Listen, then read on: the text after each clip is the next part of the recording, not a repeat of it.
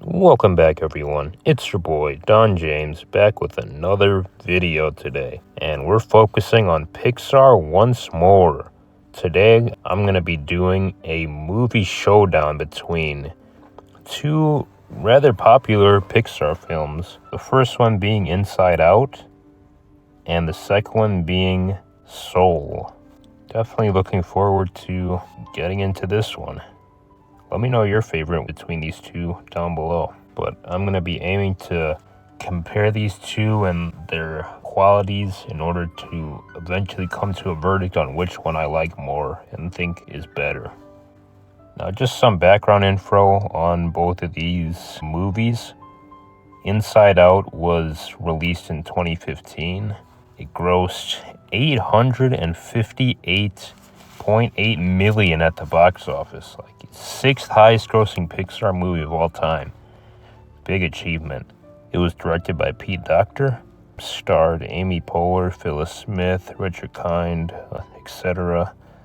And it won Best Animated Feature at the 2016 Oscars. As for Soul, it was released in 2020. It was actually released as the first Disney Plus original Pixar film. This was kind of during the height of the pandemic, and Pixar just decided to release this around Christmas. It's like a Christmas gift. But actually, they managed to release it in 2024, so this year, and it managed to gross $122 million at the box office. So it was nice at least got a theatrical run. And this movie is also directed by Pete Docter. So both of these are Pete Docter movies. And it's interesting to kind of see some of the similarities between the two. But we can get more into that later. And it stars Jamie Foxx, Tina Fey, Graham Norton, Rachel House, etc., etc. Now, the categories that I'll be focusing on today, I'll be looking at the story between the two films, then comparing the main character, then the side characters, the antagonist, the theme, and the emotional moments. All right, let's get started. Story. So, starting off with Inside Out. So the movie begins with Riley's family moving from Minnesota to San Francisco. In the middle of the film, joy and sadness get separated from headquarters and journey their way back. And in the end, joy and sadness save Riley from taking the bus, and she's able to reunite with her parents. At the beginning of Soul, Joel falls into a sewer, then tries to escape the great beyond, and enters the great before. In the middle of the film, Joel meets 22, and they embark on a journey to help her find her last spark. And at the end of the movie, Joel realizes that his ambitions were misguided, and he needs to go make things right with 22. So to be honest, when looking at these two stories, I think that Inside Out overall kind of has a more cohesive and consistent plot line. Like, Soul is a story that begins more focused on the metaphysical world, and there sort of had to be a lot of contrivances to first get the story into that direction, such as like Joel falling through a sewer and like somehow having no serious injuries despite almost dying. And beyond that, I feel like the switch to like the body swap comedy was a little bit of a tonal shift that just didn't properly mix together with like the astral metaphysical part of the movie. Inside Out, on the other hand, it has like a much more consistent plot where it's just following the changes that Riley has to go through after moving to a new state and having to leave her old life behind and struggling to just kind of keep her composure as she's going about life and processing her emotions and trying to be happy all the time. So while I do think that overall both stories are great stories, I do think that Inside Out definitely takes the upper hand on this one. Main character. So it's pretty obvious who the main characters in each story is. And I'd say for the character of Joy, her character arc generally focused on wanting Riley to be happy all the time and eventually needing to learn like the value of sadness. Whereas like Joe Gardner, he was so obsessed with trying to be a famous jazz pianist that he eventually needs to learn more about appreciating the joys that life has to offer. Now, I would say that my favorite moment with Joy was when she wanted to act out being a dog in Riley's dreams, and it just ended up getting so chaotic and out of control that the costume split apart, and in Riley's dream perception, the dog essentially was cut in half. Yeah, that was hilarious. And just kind of in that same scene, like my least favorite moment with her was her just fangirling over the unicorn. It's kind of a nitpick, but I mean, I just thought it was like kind of dry, just kind of like I didn't care too much for it. Whereas for Joe Gardner, his best moment was the Epiphany, which is essentially when he was playing the piano and reminiscing over all the moments of his life that he wasn't paying much attention to. And to me, that was just kind of the most emotionally striking moment of the movie. And I think it was just executed with utter brilliance and just a perfect combination of his flashbacks, his face, and just peaceful music.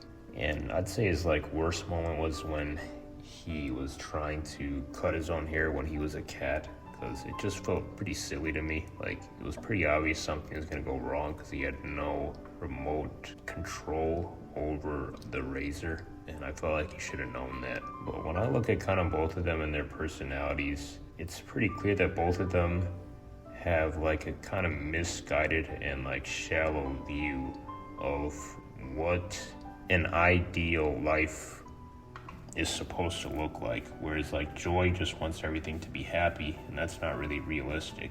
And Joe just is so obsessed with just a worldly pursuit that he's just ignoring all that life has to offer.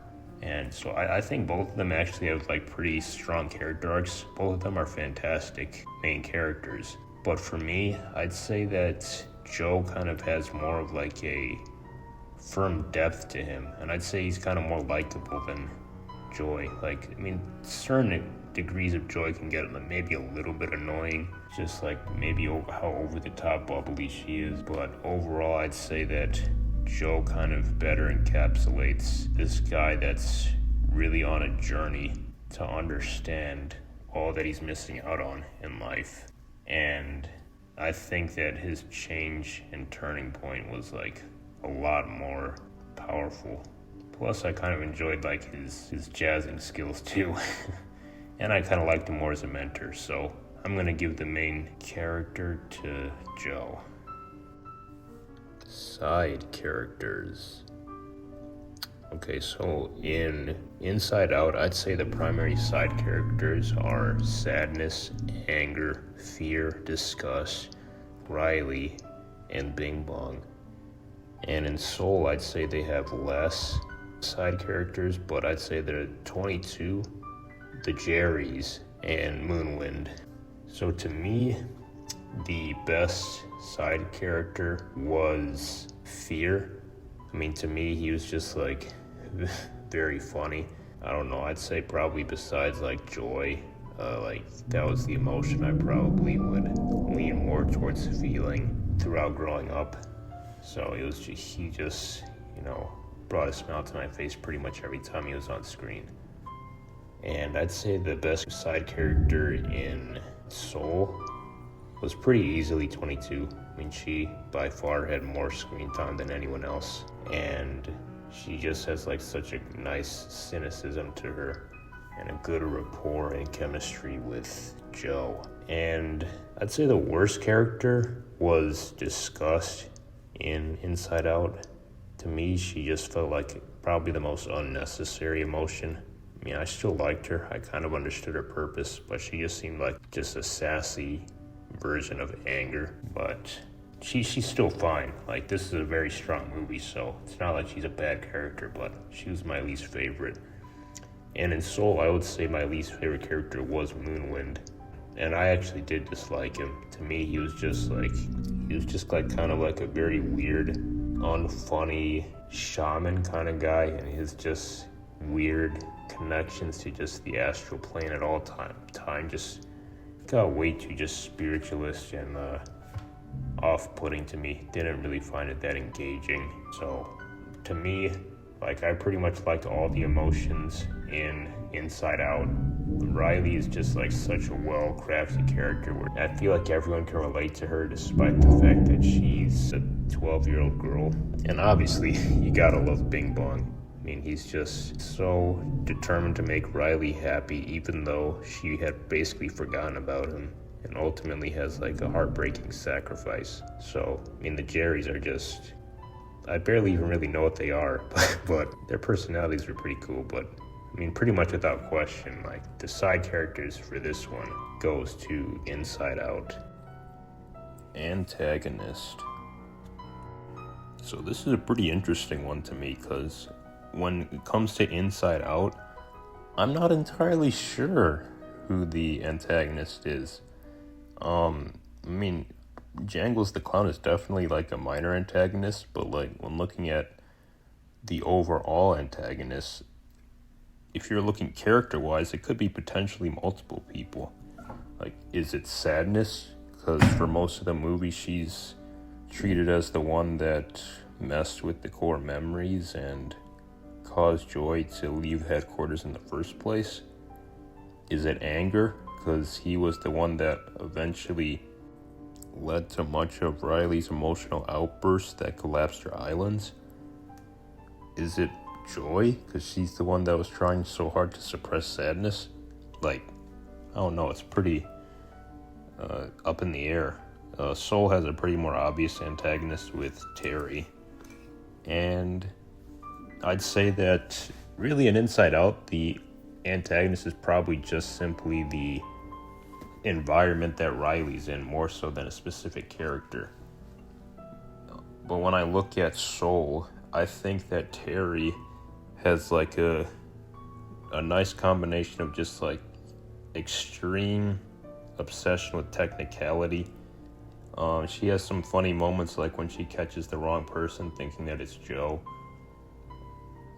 So while I kind of appreciate Inside Out's unique version of an antagonist, I think that overall Terry just has more of a defined role, and like overall just encapsulates her tasks in a more interesting way than like the overall antagonist or any potential antagonist in Inside Out. So because it's more clear who the antagonist is in Soul, and because she is still a pretty solid one, I'm going to give this round to Terry from Soul. Themes. So in Inside Out, the main theme is the importance of allowing feelings of sadness in order to receive comfort and like to process your emotions in a healthy way. And I'd say the scene that best shows this is when Joy, even their names are pretty similar. You can tell Pete Docter made both of these. But no, the best scene is when Joy is watching the memory of Riley's hockey game in the forgotten memory dump, and she kind of realizes that her parents came to help because of sadness. And the main theme in Soul is that you should cherish all that life has to offer and not become blinded by worldly ambitions. And Joe's epiphany scene at the piano shows this the best. When it comes to secondary themes, Inside Out highlights the importance of communication.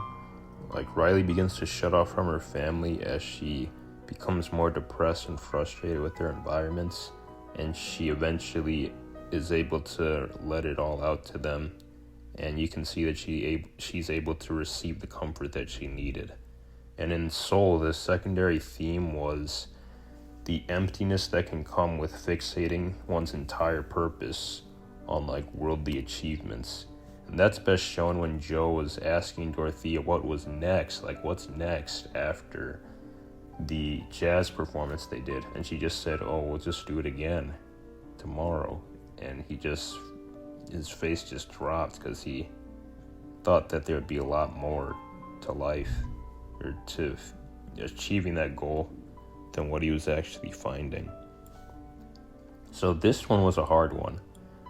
I'm not gonna lie, of all the categories, this is the one that I grappled with the most because I really love both of them. I think both of them actually give pretty unique messages for kids' films. Like, Inside Out is teaching about the importance of sadness, which not everyone wants to face, and Soul is just giving a much more deeper appreciation for life than a lot of people give as they go through their 9-to-5s and their school schedules. And so I think both of them can resonate pretty deeply. But I'd say that just on a personal level, I would just by a hair give it to Soul, because I think that the overall message of appreciating all that life has to offer is something that is a lot more resonant to me, and it can make those simple moments that I may look like sometimes feel are not good enough, it can help change my perspective on how I perceive those moments. And to me, I think that kind of sticks with me a little more than the importance of sadness. I feel like it kind of can stick with me a little more already, that sadness is okay to feel sometimes. But I think it's also important for me to remember to see the blessings in even the simple moments of life. So I'm going to give this one to Soul. Emotional moments. Now this one can be kind of closely connected to the themes, but I think there's a bit of a difference.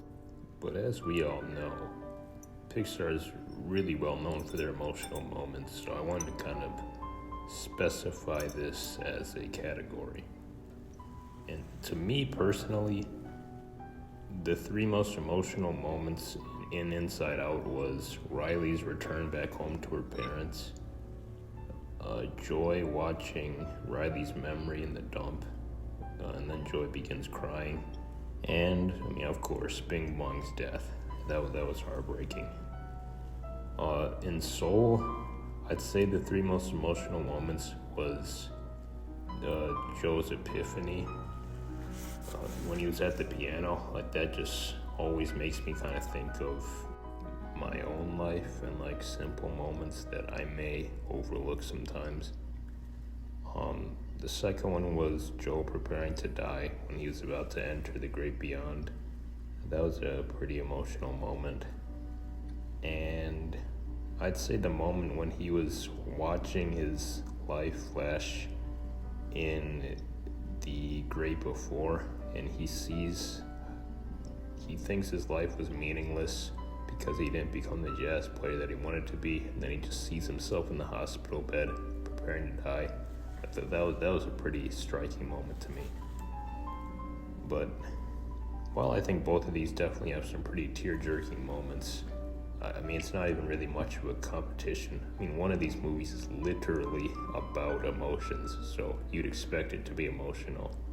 So, without any shadow of a doubt, I think Inside Out has much more emotional and powerful moments compared to Soul, so I'm giving this one to Inside Out. So with the final verdict, we can see that I think Inside Out has the upper hand when it comes to the story, the side characters, and the emotional moments. Whereas Soul, I think, has the upper hand in its main character, its antagonist, and its themes. So, I wasn't actually expecting a tie when I first started this video, but here we are. Both of them have 3 points on their side, so you know what that means. Tiebreaker time. World building. So this section is going to focus more on just kind of the world that's crafted in each story. And this is where I think you see the most similarities. both of them try to like personify some element of human existence, where Inside Out is more like a human's emotional state.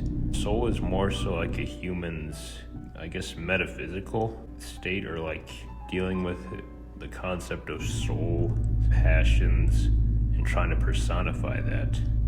And to me, the main elements of Inside Out's world building is the way that they depict memories as like these videos encapsulated inside of balls that are like colored based on an emotion. They have imaginary friends. They have a whole like movie studio for like dreams, and the elements of Riley's personality are like depicted as islands. Whereas in Soul, I'd say their world building, it kind of depicts things like a giant white light that's just ambiguously the great beyond, or the afterlife. Souls are personified as like these blue tiny creatures. The great before is depicted as this pre-birth, almost like farm. Lost souls are depicted as zombified monsters. Being in the zone is like depicted as floating in some kind of astral plane. And personality development is portrayed through the Hall of Everything. So when it comes to this category, I can't lie, this is another one that's pretty easy.